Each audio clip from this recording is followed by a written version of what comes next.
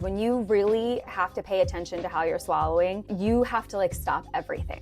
If it's not naturally done that way, if you've been compensating in other ways or having a tongue thrust swallow pattern or a reverse swallow, you have to really pay attention. You have to scan your whole body. You have to have the food or water in your mouth, and you have to tell yourself, okay, I'm ready to swallow. Is my food collected in a bolus in the center of my tongue? All not scattered, but in a bolus. Okay, it's there. Now I need to put the tip of my tongue right behind my front teeth, bite together, and swallow. And that wave that you were saying pushes the food back into your throat.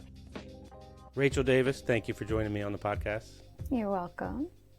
It's nice to see you. It's unfortunate we're not in person because I met you in person. Yes. First of all, I would like to just say thank you. I've been enjoying your local services of, I hope I get this right, craniosacral facial therapy and fascial therapy and myofunctional therapy. The word myo just refers to the face. Yes. Right.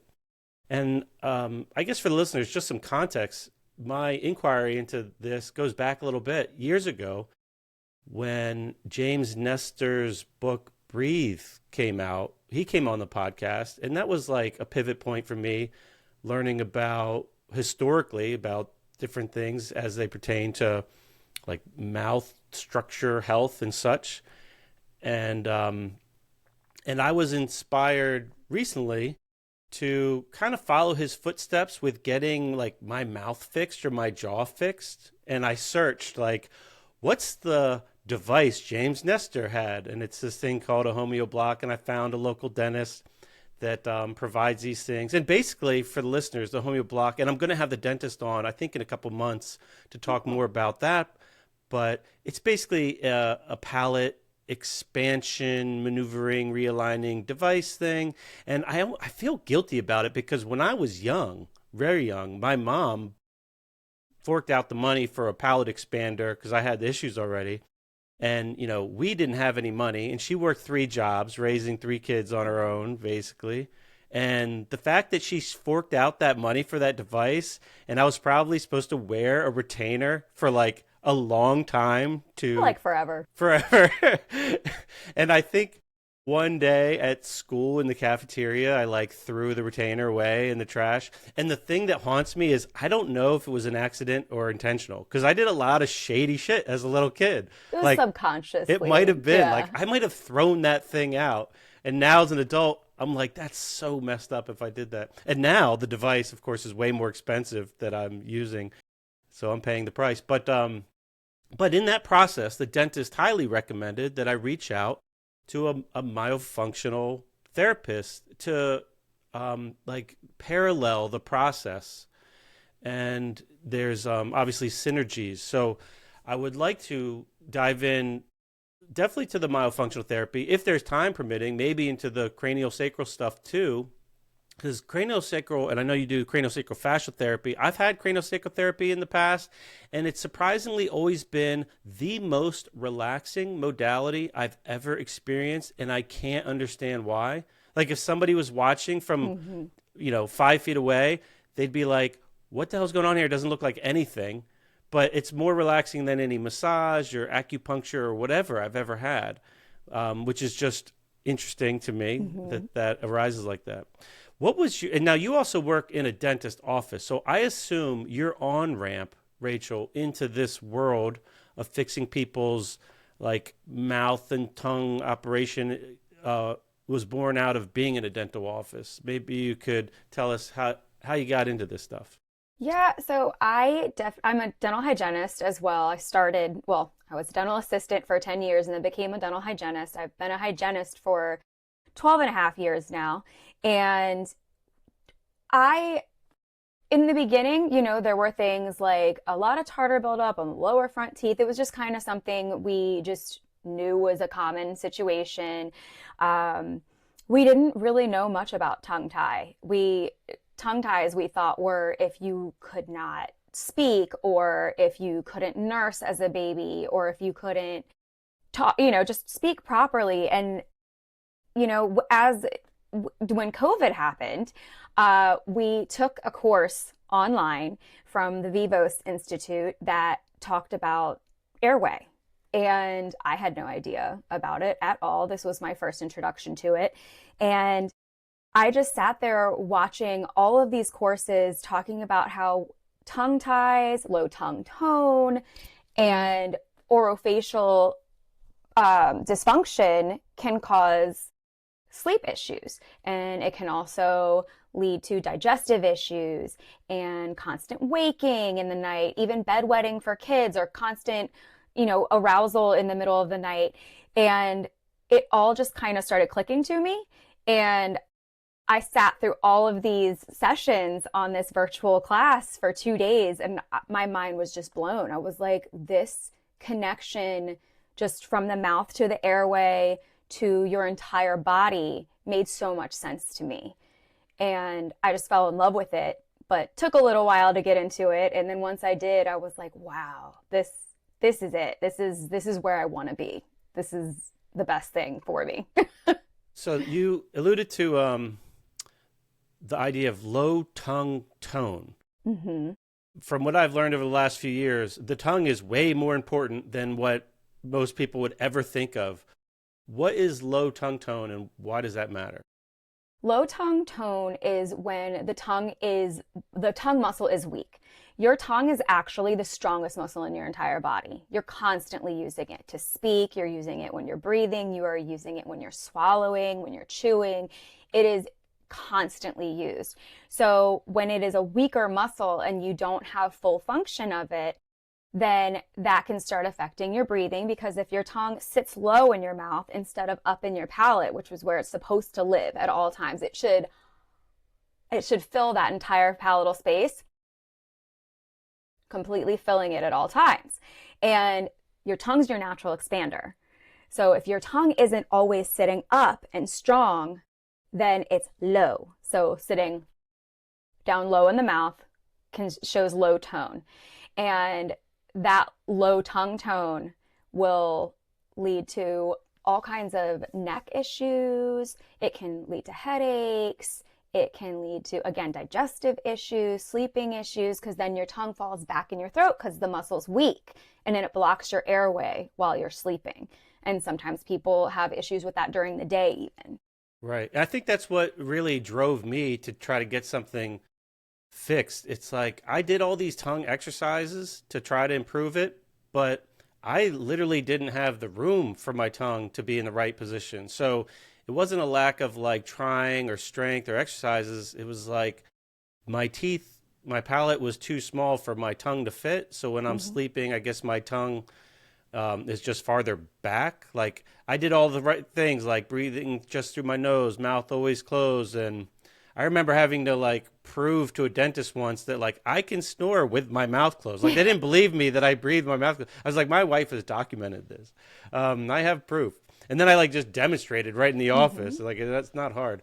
But yeah, you mentioned swallowing too. Like I don't think people there's no question. People don't understand how much activity that the tongue is designed to do that we don't do. And like any other structure in our body, like this is really seen in like our skeletal muscle, that, it's a use it or lose it type of thing. And we need certain stimulus and mechanical stress to respond to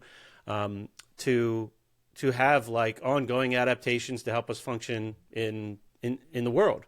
And even something as simple as swallowing, like you gave me a test. I guess our first session was you just like analysis, and you grabbed some food. I think they were like grapes. They were grapes. I was real picky. You were like trying to give me some bar, and I was like, you don't understand who you're dealing with. Like, I'm not eating that. I'm very weird about what I eat. So, so you had some. I think they were like old grapes in the fridge.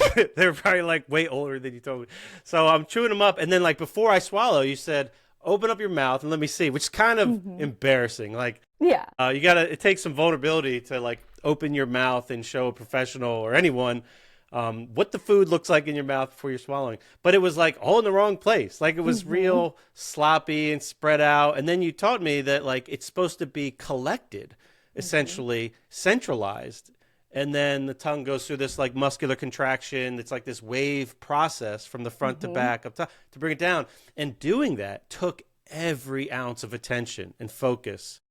And I've been kind of lazy with that exercise because it's oddly difficult. It is.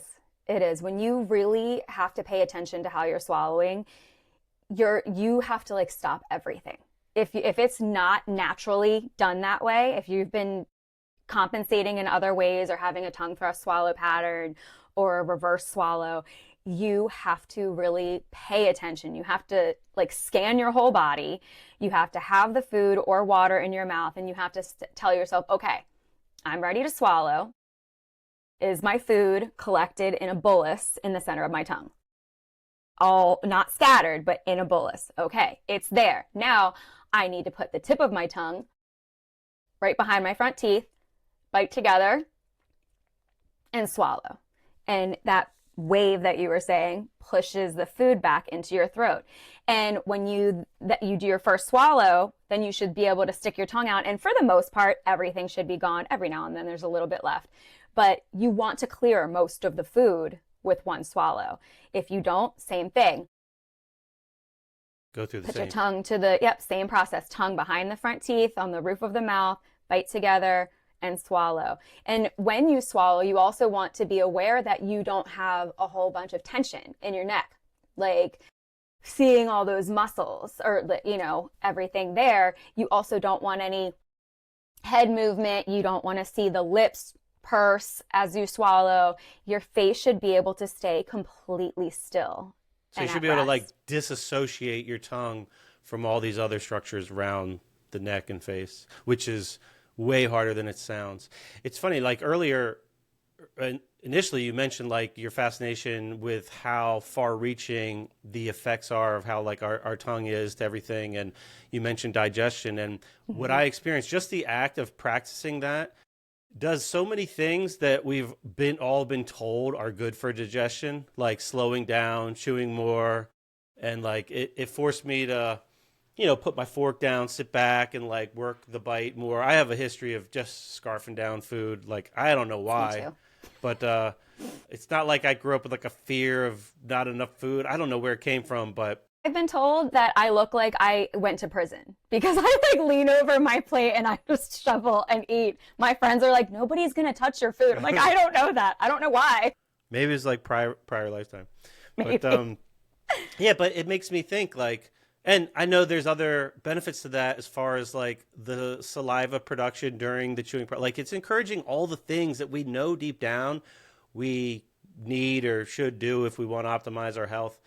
But one thing also over the years that I've noticed around like old people, like aging population, is they have a lot of problems. And with that, and I even hear, like I hunt a little, and I've heard that in the wild, a lot of animals, like the beginning of the end is when they can't function around their mouth, like they lose their teeth and they can't consume the amount of food they need to produce the amount of energy to drive all their, functions and structures that makes up their body.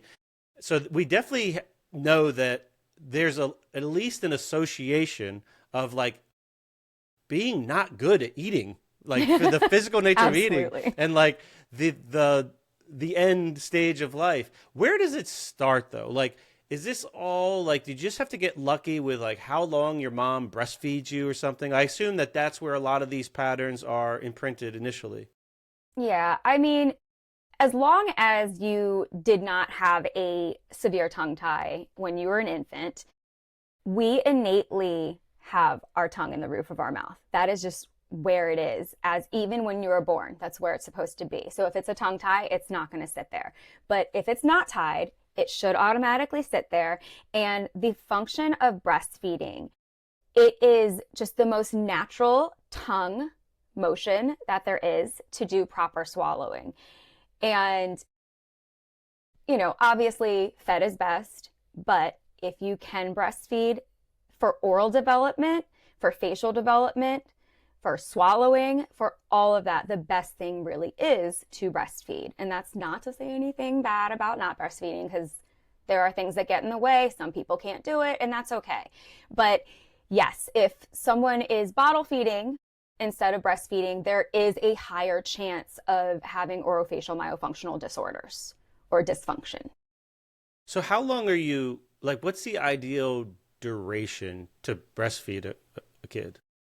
I mean, in other countries, they breastfeed 4 to 6 years. What? I Really? know, I know. It's a little much Really? for me. I'm like, that's What's the old saying? Like when the kid goes to unbutton the blouse, like call it off. that was my thing. I had a patient who her son just walked up to her in the waiting room and just he was like 2 or 3 and just walked up and pulled her, pulled it out and just started nursing. And I was like, yeah, that I think that is the point where it's a no for me.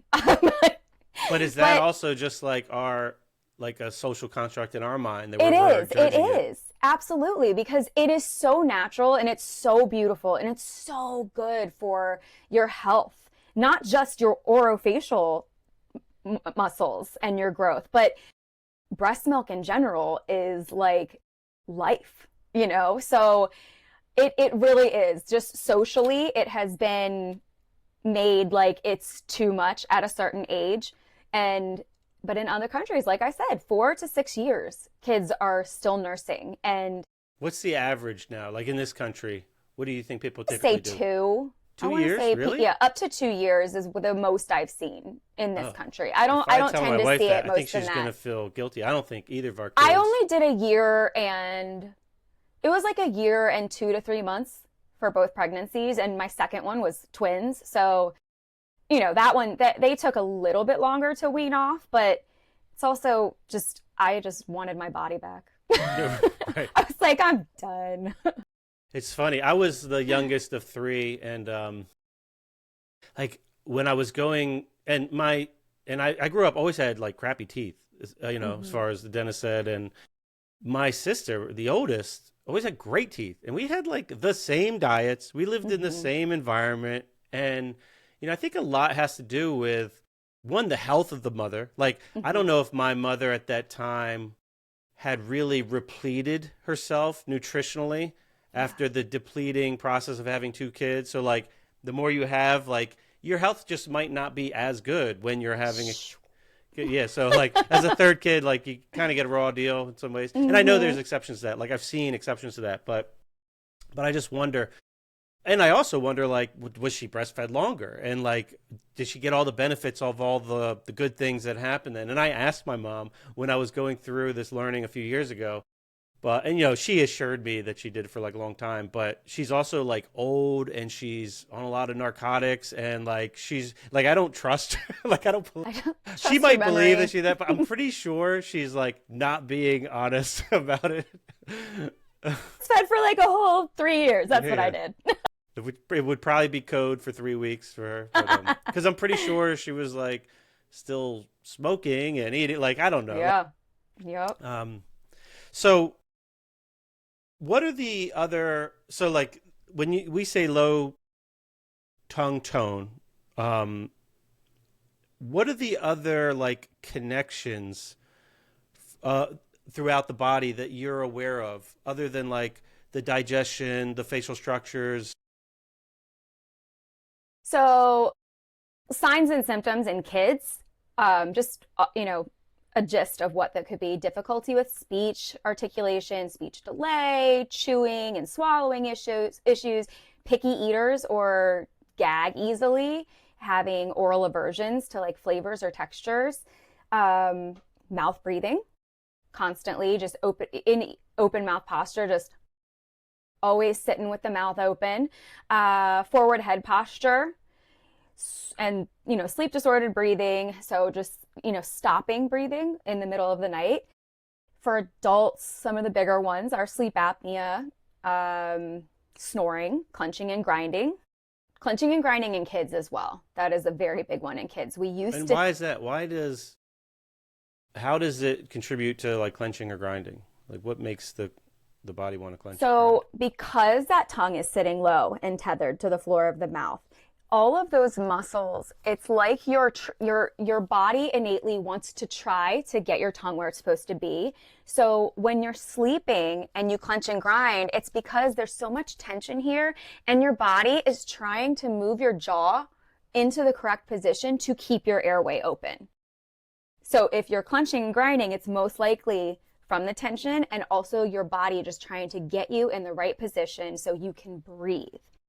If you can't breathe, you can't thrive. You just cannot live. Yeah, I mean, there's definitely, I think that's something that I deal with. Like at night, like I go to sleep fine, like super easy.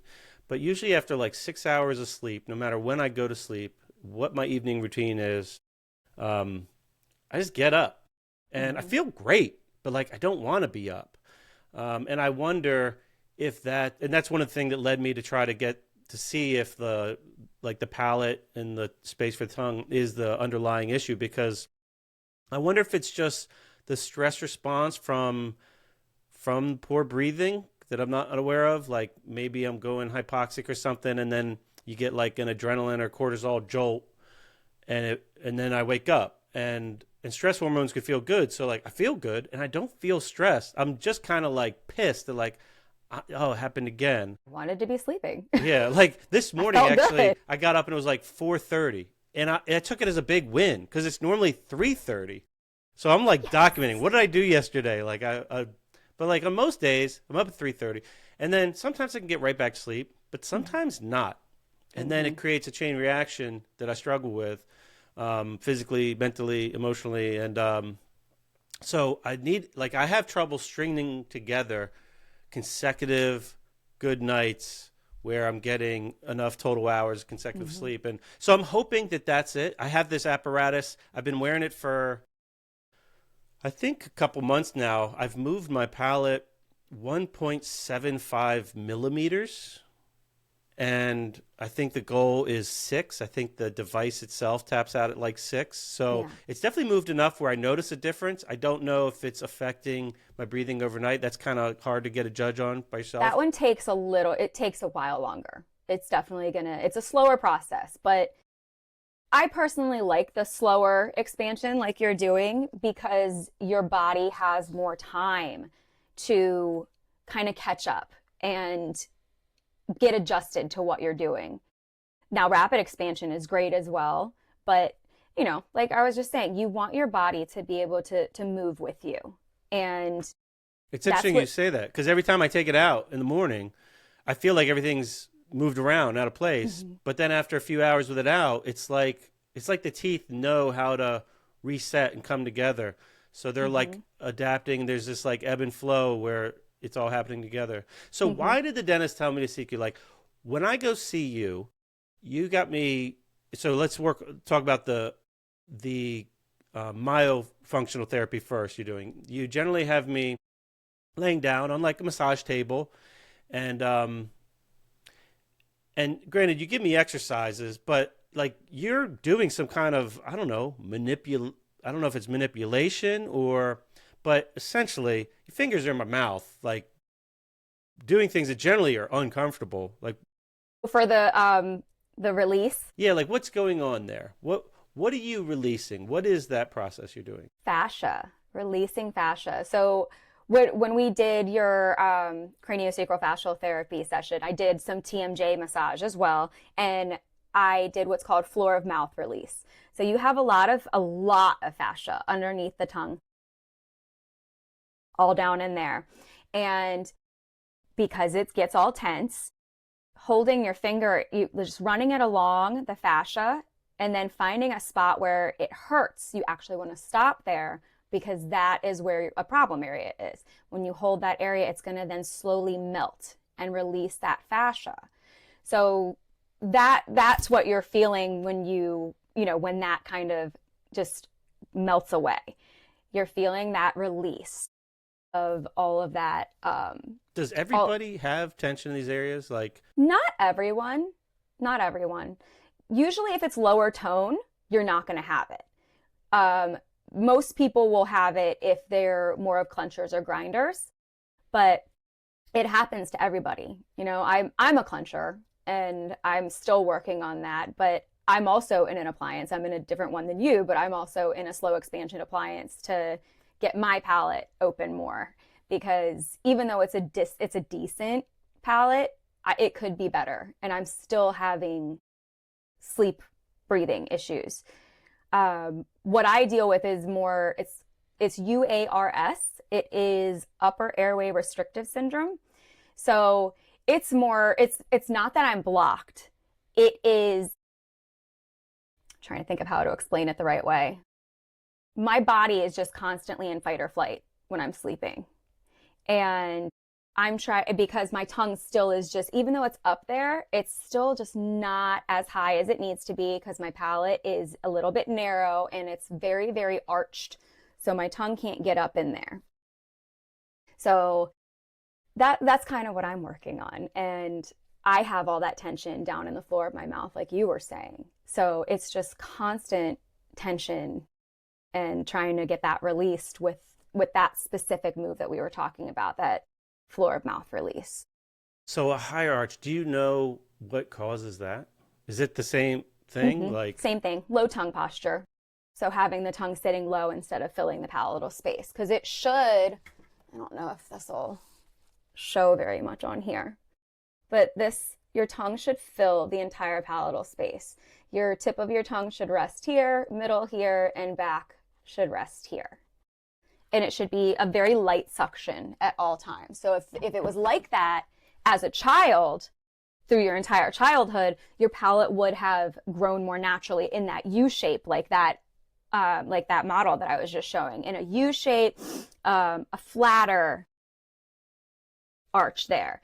But if your tongue is sitting low and not suctioned up to the roof of your mouth, it is going to develop more of a narrow U, or like a V shape. And then the palate can actually have just a very, very high arch and be just like very high right in the center. gotcha. And there's also like an aesthetic. Like I know I've binged on, I don't know, like the mewing videos on YouTube, and seeing people that are trying to affect this, not just for health, but there's something about the structure of like the mid face when this stuff is all dialed in, that is like more visually appealing. You know, it just makes people generally better looking, I guess.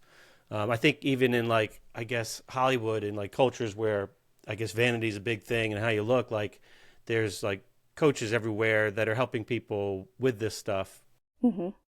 I just can't imagine it's just the duration of the breastfeeding that's driving all this. I mean, what about the next transition stage? Like when you get, like I remember my kids were little, and I didn't know anything about any of this back then. My kids are 19 and soon to be 22 here. And everything was baby food. Everything was in a jar and it was soft. And even like sometimes we went through phases where we tried to make our own to be like healthier, but we were just making like the same stuff. It's just mush. Yeah.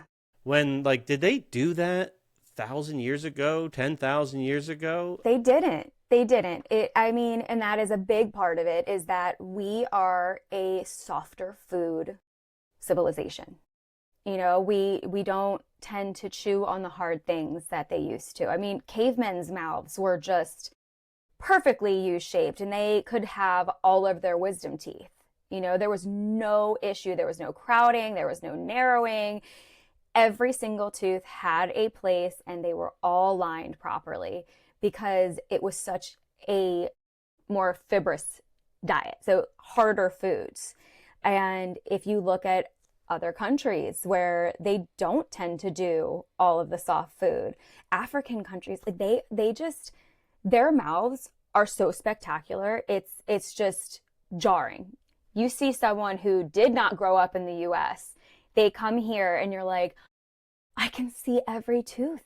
There's space for all of it. And their teeth are even clean. I'm trying to think of exactly where they do it, but there are places where they're chewing on bones. They use little sticks to keep their teeth clean. They don't even use toothbrushes. Do they go right from, and maybe it's helpful if you breastfeed longer, then you're more prepared to chew on a bone of an animal or something when you're ready to go to food. But is that it? There's no middle, like there's no toddler food. It's just breastfeed and then you eat the same food the adults do?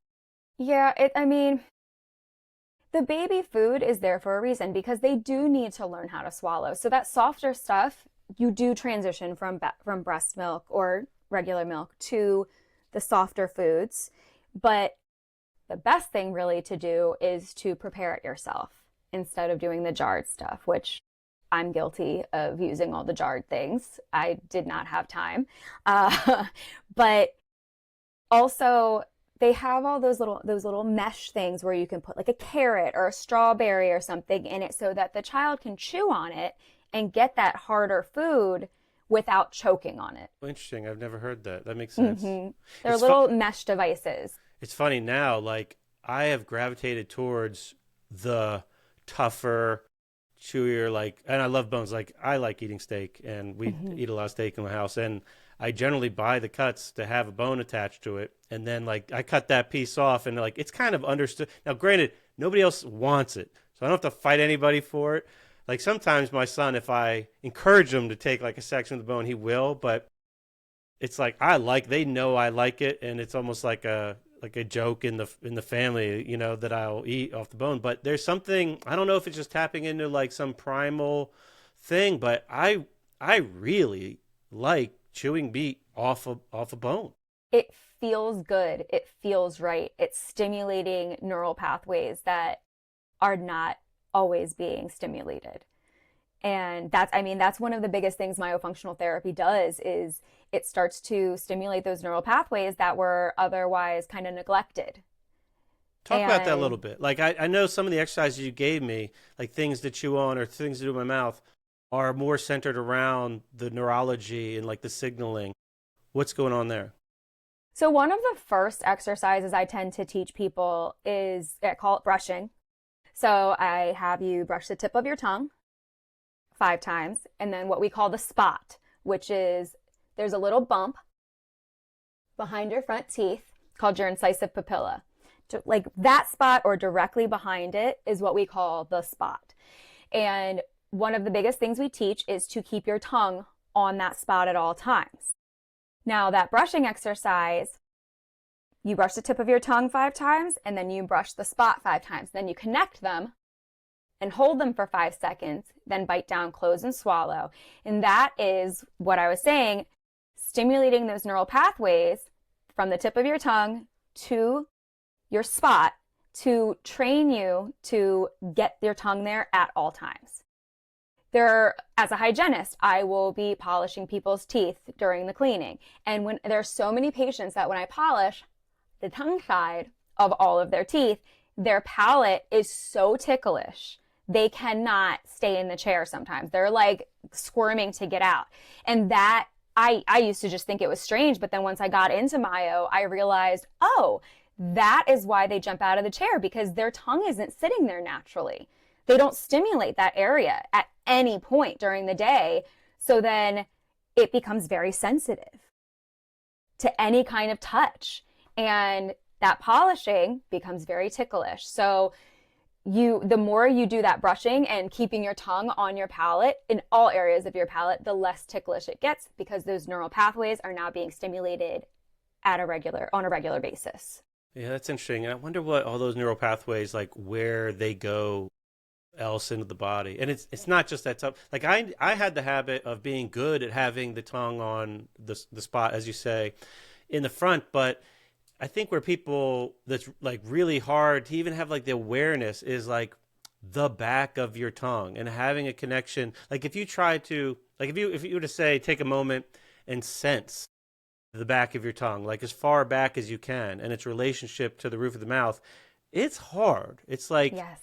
like there's not a inherent, or maybe I've just lost it. So it's like learning a Yeah. foreign language to me. Yeah. Like it felt like there was no language to speak. Like Mm-hmm. I couldn't draw a connection. I couldn't feel it. But with practice and some of the exercises you've given me, I've got a lot more sensation, and I Mm-hmm. could like respond to like ideas around like contracting this muscle or putting this Yes, there.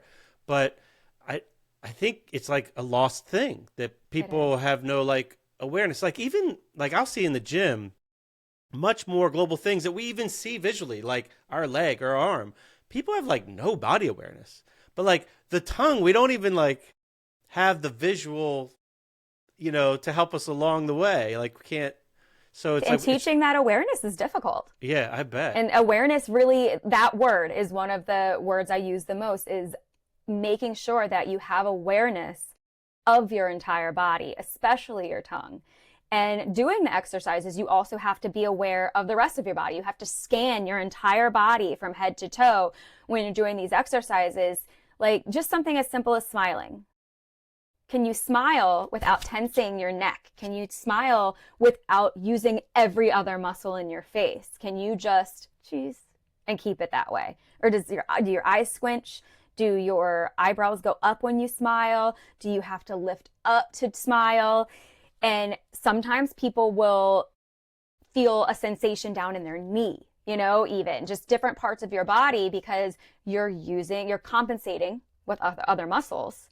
So I always try to say, bring awareness, scan your body, make sure nothing else is tensing while you're doing this. You're not scrouched forward. You're not bringing your chin up. You're not tightening all the muscles, like clenching your fists or clenching your teeth or anything while you're doing the exercises. So awareness is huge, huge, huge. Now, when I go to see you, it's in person because you happen to be down the street.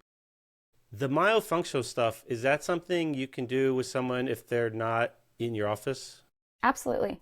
You can work remotely with someone? I can work virtually with patients. The comprehensive, where I do the measurements and everything like that, that is more difficult to do virtually, but I send a kit with supplies for you to be able to measure at home and then record everything. And we can even do it virtually. I can say, okay, now hold it here and let's see what that number is. And I send you the pictures to take and you can take those. So everything is able to be done virtually. And I know you gave me like a packet of stuff to do exercises with. I guess that could all be sent to people. Yep. One of those things was just a simple thing to chew on, and that fucked me up. I mean, Yeah. you handed me, and you're like, chew on this. I was like, oh, I like this. Like, I knew that, I guess my teeth don't like line up perfectly, so there's points that never really get a good close, and it's like an itch you can't scratch. Like, I just want to feel them touch. And then you gave me this thing to chew on, and I felt everything got to be like satisfied. And I, you know, just rode that wave, and I was like, oh, this is great. Like, I could do this all day. And then I destroyed myself. Like, Yeah. oh my God, I was so sore for like a couple. I was like cursing you the next day because I had no, like, you didn't say go easy or whatever. I just, you know, I was like, oh, this is good, so more is better. And I just chomped on that thing as hard as I could because it felt so inviting to do. Yeah. And oh my God, it's like being in the gym, going heavy after like 10 years on the sofa or something, and being like the sorest you've ever been. And I would have never thought I would have experienced that within like my mouth and tongue muscles. But you worked muscles you haven't been using. And actually the person who runs the company, Myofunctional, Mary Burke, she is wonderful. I love her. She is so knowledgeable. But she explained also that there are times that when you first start using the Myofunctional, your gums will get irritated because there's these little silicone prongs and they're rubbing against the gums, right? So sometimes I even had a little bit of bleeding one or two of the times that I've used it. And I was like, oh, okay. So apparently, even as a hygienist, I'm not flossing as often as I should, first of all. Second of all, that's strange. Like, my gums apparently don't get stimulation here and they don't get touched here. But Mary has said that that can happen, and to kind of power through it, you don't want to like chomp like crazy and destroy your tissue, but that motion is also strengthening your gum tissue. The device was actually initially made for periodontal issues, so for gum disease patients. It feels very supportive. Like, I really like it. I want to use it more, but it's like a challenge I'm having now with this apparatus I have. Like, I'm not wearing it now because I sound ridiculous when I wear it, but I try to wear it a couple hours a day, and then I wear it at night. But it's like finding the time. Like usually I'm taking it out so that I could eat, but then I'm doing that, and then so it's like I've lost a little consistency with that toy. But maybe I'll get re-inspired with this conversation to work that in more. It definitely helps. Yeah, and it like the soreness was just that first time. I mean, I Yeah. think I adapted quick, and once I had recovered from being sore after a few days, like it didn't happen again, and I was It's smarter just like about it. flossing. If you haven't flossed in a long time Right? Yeah. and you start flossing, it's gonna hurt You're for gonna a get few all days. inflamed. Yeah. So it just takes time for your immune system to respond properly also. That makes sense. Well, that's great, and it's great that you can provide these things virtually, and there's no like overstate line issue. Like you could work with No. someone from anywhere. Let's I could switch. work with people in a different country. Cool. Let's switch gears a little bit. So the craniosacral fascial therapy. Hmm.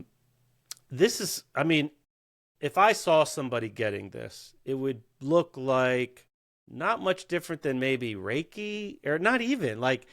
Um, It would almost look like somebody's just hanging out with somebody laying on a table, and the Yes. practitioner is like, Just laying hands. it's just like holding you in place so you don't fall off the table or something.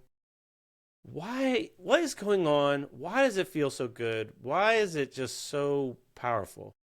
So it's based on craniosacral and fascial systems and how they're not separate but interconnected. So it blends both of the craniosacral therapy modality along with myofascial release. And it's a very gentle, natural modality that produces therapeutic benefits without side effects. So it's not like I'm pushing hard and releasing all the lactic acid like you do with massage, which is also wonderful. It's also a great form of body work to do.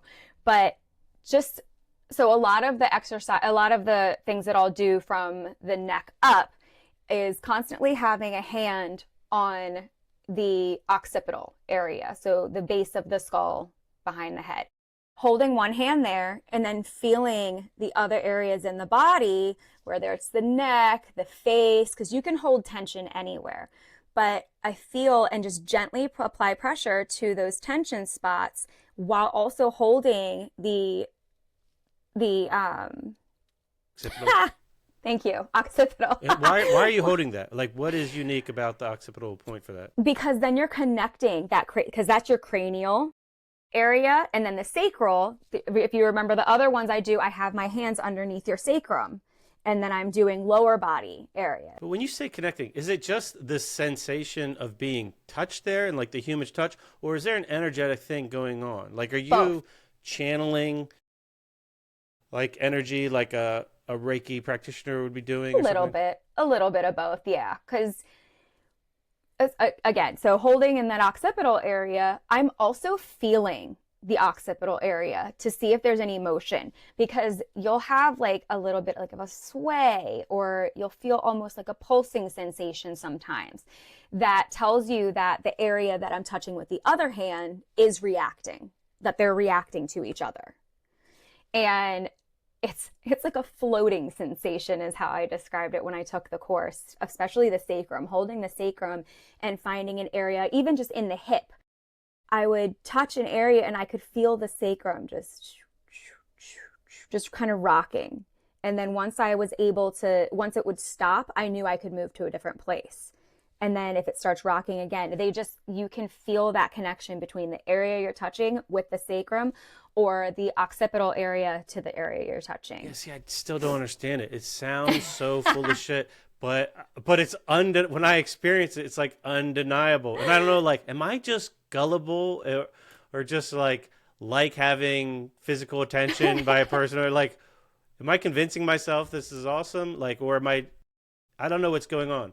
So Trying to see if I can find the exact explanation about it. So the craniosacral part of this by itself, I'm probably going to botch this, but there's some structure that connects, I guess, from the bottom of the spine up to the brain. I don't know if it's the dura. I know I've heard that word before, but there's something that's like housing the cerebral spinal fluid, maybe. Yes.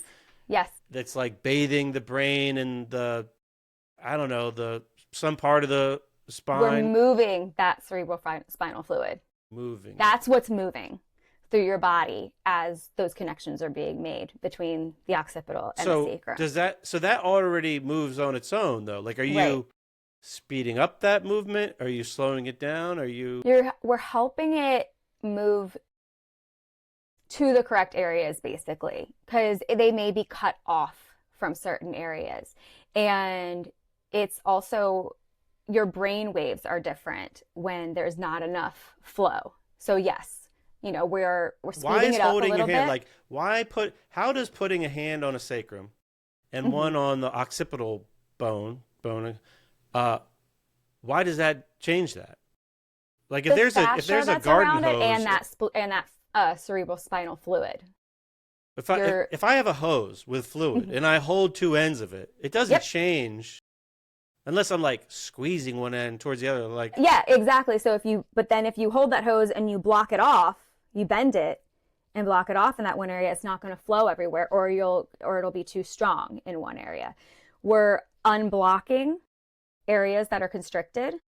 Okay. So is the own body creating those restrictions due to like patterns, emotional stuff, whatever tension that we have, and then physical, emotional, all of it. And then the physical touch from the practitioner is like creating a safe space for you to release that, and then it flows. Is that what's going on? Yes.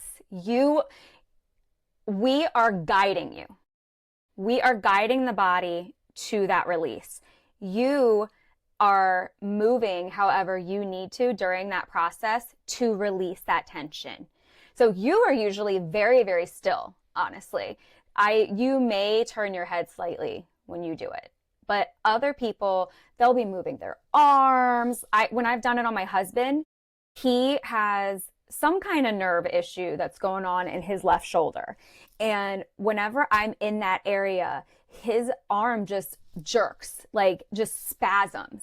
And once I'm able to go into all the different areas and finally get it to stop spasming, I know that we've released whatever it was that was caught up in there. So we're releasing all that fascia so that then this cerebrospinal fluid could also flow easier because they constrict so much. As I experience it, it's like the deepest like theta wave state. It's like right before you kind of fall asleep. I feel like I'm on the verge where you're like you're almost not sure if you're awake or you're asleep, but it feels really good. And you feel like you kind of melt into the table, like there's no, like gravity has just won and defeated you, and you're like literally like liquidy onto the table. It's such a nice feeling. Like if there was a pill that you could take that would just create that feeling anytime you wanted, like it would be a very big seller. Well, muscle relaxers. I don't know. I don't know. Oh yeah, those probably come at a price though. Like I would assume there's really no downfall other than the cost of having and the time to have one of these. And this I assume you can't do virtually. I mean, you have to. Because I have to physically be touching to feel where the tension is, and you'll feel the bundles sometimes. I call them like crunchy spots or like a little like a knot, just like a massage therapist would say, oh, there's a knot here, or I can the tissue point. Just feel the tissue feels tenser, or you'll feel just like a little bundle of that fascia just curled up, and just holding your hand there and basically willing it to release, it just slowly melts away, and then everything loosens. But there could be multiple spots, right around the same area. The words "will it" to release, that kind of resonates. And for listeners, if it sounds like total bullshit, I get it. But like I remember I did a couple Reiki like weekend educational things back in the day, and the initial thing that I heard that like made it believable to me was like everybody's experienced like banging your knee or stubbing your toe on something, and nobody has to tell you you have this instinct, this innate reaction where you put your hands on it. Yeah. And it makes it better to some degree. Like Yeah.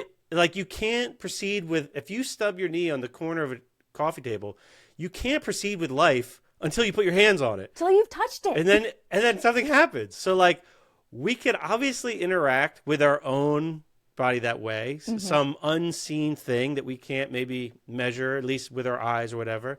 So it'd be naive to think that we can't also interact with someone else. Like we're all connected. We're all in the same like quantum soup or whatever. Of course we could interact with each other. But so I assume there's like some of that stuff going on. Absolutely. Absolutely. Like, I mean, just like you said, you feel like you just have to touch that spot.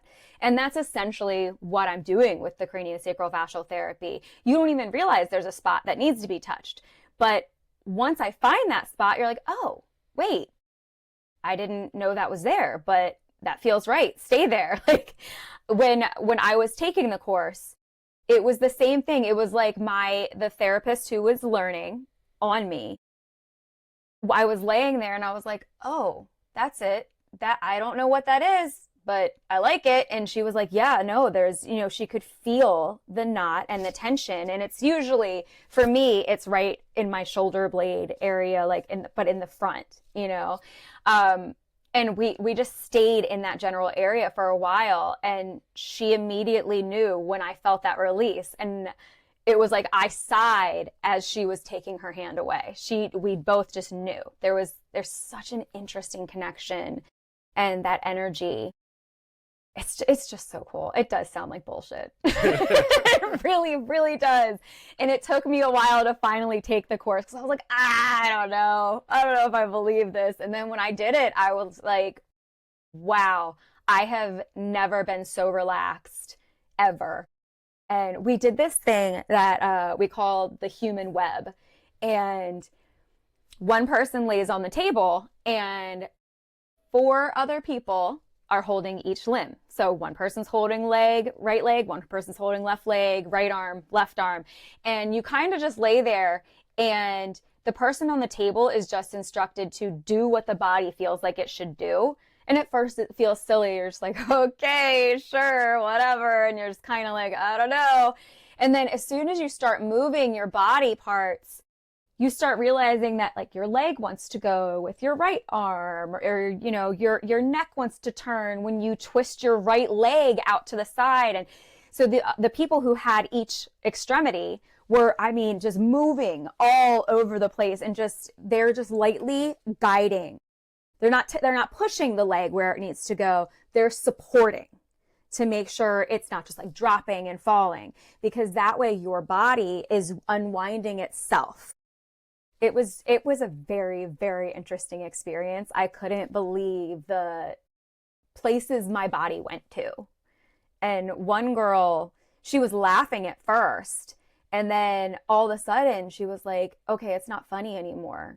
And she just had such a release that she started crying, and she wasn't hurt. She wasn't upset. It was just this amazing release that her body just let go of everything, and she was just weeping on the table, but she was happy.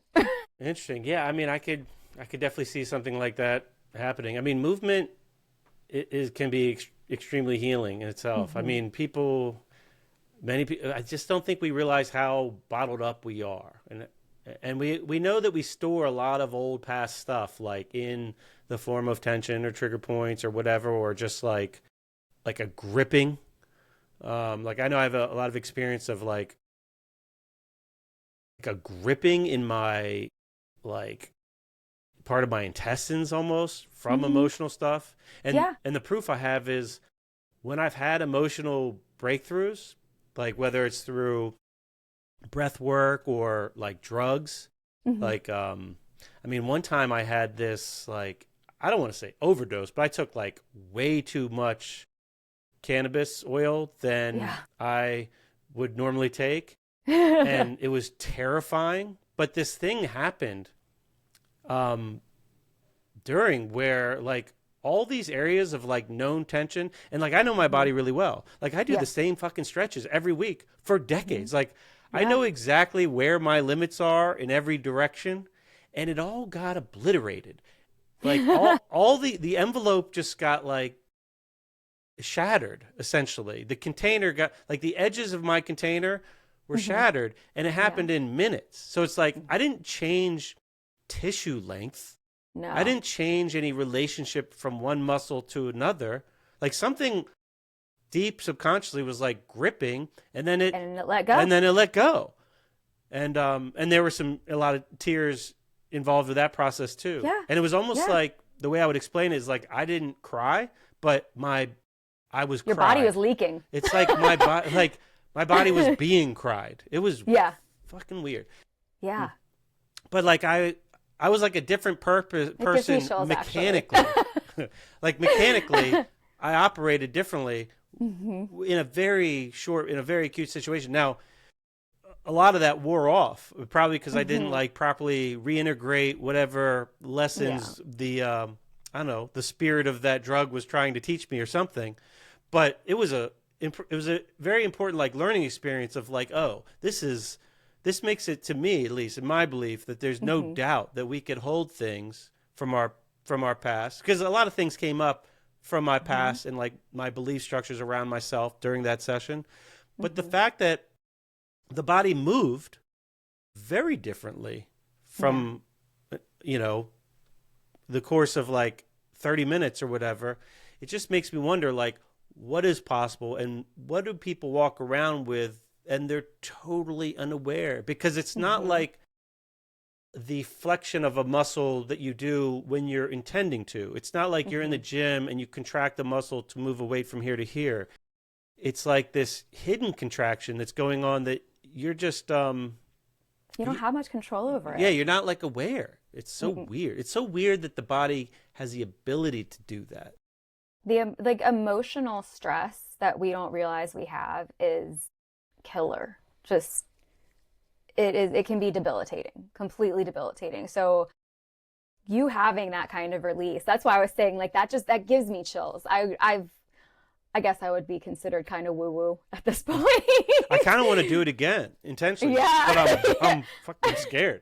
It's like, what is that drug that people always do? It's not ayahuasca. What is it? Ayahuasca? Is it ayahuasca? I don't know. I mean, there's. I don't know. There's like that. I know, but it's supposed to like bring you to a completely different plane of existence. I mean, I think there's a lot of drugs that at a certain dose will alter your state of existence. Maybe DMT you're thinking of. No, what is it? I'll think of it eventually. It'll hit me like in the middle of the night at 3 a.m., you know? Yeah, I mean, when I wake up. I think if used with like the right intention, a lot of that stuff could be really important for people. Some people don't have maybe the patience to get from A to B the slow way, like the slow and steady way. And some people might just like, give me the big dose and let me have the, crazy experience like where go on this ride. Yeah, where I get scared, and I work through it. But yeah, I mean, to me, it's amazing that all these things exist, and I'm like glad that there's so many tools out there. And I guess what I try to do is inspire or encourage people to stay curious and find the tools that work for you, that you like, that like serve whatever your goals are. And I look at the myofunctional therapy and the craniosacral fascial therapy as like just two more tools in the toolkit. Yeah, yep. And use them wisely. Try to get good at knowing yourself well enough to know what tool you need at a time to get you from where you are into a more desirable direction or whatever. What's your process? So for someone that like lives in this world, what are like your personal, maybe daily routines other than wearing the device you have to keep up the I don't know, like the growth or integrity of like your fascia or facial stuff? I try to be very mindful all day of where my tongue is. I catch myself with it sitting low every now and then, or just pushing against my teeth, especially when I'm cleaning people's teeth. I'll be rubbing my tongue against the area that I'm cleaning in their mouth, but in my own mouth, I'll be rubbing my tongue in that area. It's good that you're not rubbing your tongue in their mouth. I'm not rubbing my tongue in my face. That's kind of unprofessional. Just a little. People might pay extra. Some people for that might like that. But yeah, I mean, the little things like that. And I sing to my patients through the entire Really? cleaning. I sing. Yeah. Some people love it. I think in my entire dental career of 22 and a half years, I've only had maybe 5 people ask me not to. And most of them find it very relaxing, which it relaxes me too. So I had a patient one time who told me that she was told by someone that every time you sing, you pray thrice. And I was like, that kind of resonates with me. Like that feels right. Like it feels like a release. When I sing, it helps me kind of calm my nervous system, which makes sense because with breathing exercises like humming, humming just kind of resets your entire system. And Yeah, I what is think it? it Vagal tone. stimulates your vagus nerve. Yeah, I think so. Yeah. So I've discovered singing What are we helps what are me. we talking about? Like what kind of music or Everything, literally everything. Like if you're in my dental chair, you would die laughing because you'd be like, how did we just go from like Jackson 5 to Metallica? When okay. did that happen? So you don't take requests from the patient. You just I do. I play Pandora, so I have it on Madonna radio. So it okay. initially was a lot of 80s and 90s pop, but then as I gave thumbs up to things, it started incorporating like 60s and 70s, and then just kind of branched all over different ways. Again, the other day we were listening to like Chris Stapleton, and then it was kind of slower music, and then there was some Whitney Houston, and then all of a sudden 112 came on, and it was Peaches and Cream, and I was like, oh, this is hilarious. Like, and I of course started singing along, and my patient was like, I love that this is where this journey is taking That's us really right now. unique. Your dental office should probably start marketing that in some way. I mean, that's a big reason a lot of the patients come to me because they're like, all right, what are we listening to today? Yeah, I And if you believe it. don't want to listen to my station, you tell me what you want to listen to and I put it on. So music is a way that I kind of keep myself calm. I do acupuncture once a week. I see the chiropractor once a week as well and get adjustments. Um, the boom boom stick um, that little stick that you just inhale and it has the essential oils in it. I gave you that in your kit, right? Oh, I think you did. Yeah, I don't think I that used that. that's one of my resets throughout the day. Like I keep one in my purse, I keep one in my nightstand, I have one in the drawer in the kitchen. So you're an addict. Yes, huge addict. I keep one in my drawer at work even. And it's just this little stick with essential oils that you just breathe in through each nostril, like a big deep breath in through each nostril, and it opens your nasal pathways. And it just, it's meant mainly to do that, to just open your nasal passages. But for me, it has started to be a reset. If I'm feeling stressed out or if I'm feeling nervous or just uncomfortable or if I had a patient who was just not the nicest and I need to kind of move past that, I grab my boom boom stick and I take 2 breaths in each nostril and then just close my eyes and reset. And those are my little things that I do throughout the day That that sounds help like me. you got some routines really I fast. It's do. nice that you've incorporated it with like your day-to-day job stuff because then And I didn't realize it till you asked me that question. I was like, oh, you're wow. really like submerged in your process that's like helping Mm-hmm. you where you're nourishing yourself throughout your day. So you don't need like to take a 5 minute break every 3 hours on a Yes. computer and get away. Like you're getting it along the way. That's nice. And I do notice on the days that I don't sing along as much, I'm not in as good of a mood.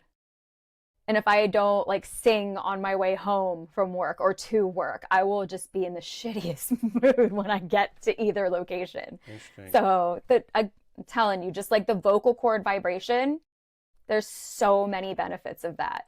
Well, our next session, I might ask you to sing a bit, hear what this voice is like. Rachel, if people want to, I really appreciate you taking. Well, one, I appreciate Absolutely. the services that you've offered to me. Think I've gotten a lot out of them, and I look forward to continuing them through this process. And I I know you're not a big like social media person, so I'm not gonna ask like where, but you do take clients, both in Mm-hmm. person and virtually. So how do people find out more? Where do they go to see if you're a good fit to work with? I do have a website. It is kind of bare bones, so I don't tend to do that much. But you can Google me. My company is R.A.D, Myofunctional Therapy, LLC. And my email address is rad, R-A-D-O-M-T, or rad, blah. I'll get it. I'll be able to talk. I swear. Jeez. It is radomt@gmail.com or radrdhomt@gmail.com. I am Okay. so not It's good at okay. this. We'll See? link. We'll See? link to it. I I've know done this well, is and your now my nerves this, came up. this is your first podcast interview. I Yes. understand. It's radrdhomt there you go. at gmail.com. There it is, guys. Well, that's a little risky putting your email right out there, but that's great. And if you're in Maryland, Mm-hmm. Central Maryland, then I encourage people to get an in-person session. So if you're listening and you are in the area, come get the full Rachael experience. Maybe she'll sing to you. I might do it. I might. Rachael, it's good to see you again. Thanks Good for to coming see on the you. podcast. For listeners, Absolutely. Thanks for having me. sure. Always grateful for your listening. I hope you enjoyed the conversation. And if you think there's something that could be improved with your tongue situation or mouth situation, or you have unexplained stuff you'd like to experience a new modality, then I encourage you to check it out and see what's there for you and see what unfolds. Have a great day, everybody.